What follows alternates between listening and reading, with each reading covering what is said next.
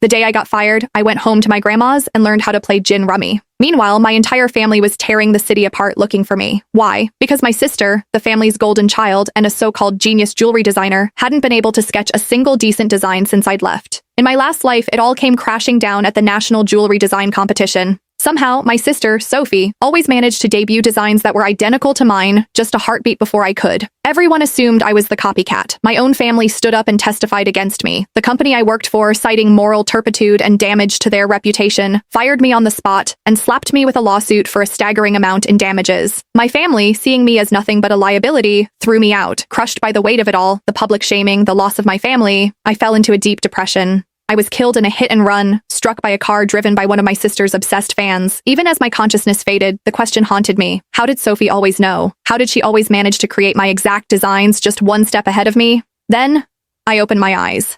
I was back. The day before the National Jewelry Design Competition. Sadie, you feeling confident about the competition? The chatter in the office pulled me back from the dizzying vortex of memory. I looked around, my heart hammering against my ribs. It was real. I was back. Are you kidding? Sadie snagged the Designer of the Year award 3 times running, a colleague, Maria, said, giving me a playful nudge. She's got this in the bag. I managed a weak smile, unable to form words, because only I knew what was coming. In my last life, I submitted a design I had poured my soul into for days. On stage in front of everyone, I was branded a fraud. They displayed 2 sketches on the main screen. They were identical, down to the last delicate line of filigree on the setting. But the timestamp on the other submission was a full day before mine. And the artist? My dear sister, Sophie Walker. She stood in the audience, her eyes wide and red-rimmed, staring at me with a look of shattered betrayal.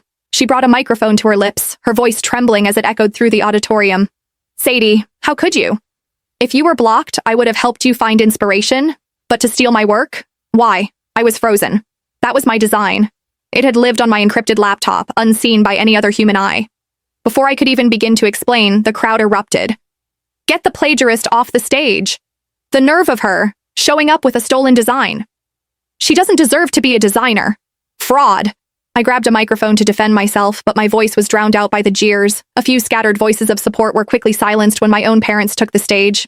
They held up photos of Sophie, supposedly working through the night at her drafting table at home. They spoke of their profound regret, of how they were ashamed to have a daughter like me, and announced their intention to sever all ties. After that, it was over. No one believed me. Security escorted me out of the building. The moment I turned on my phone, it was a firestorm of hatred. Back at my apartment, I checked my laptop. No viruses, no spyware, no remote access logs. The computer and my physical sketchbooks had been with me at all times. There was no conceivable way the design could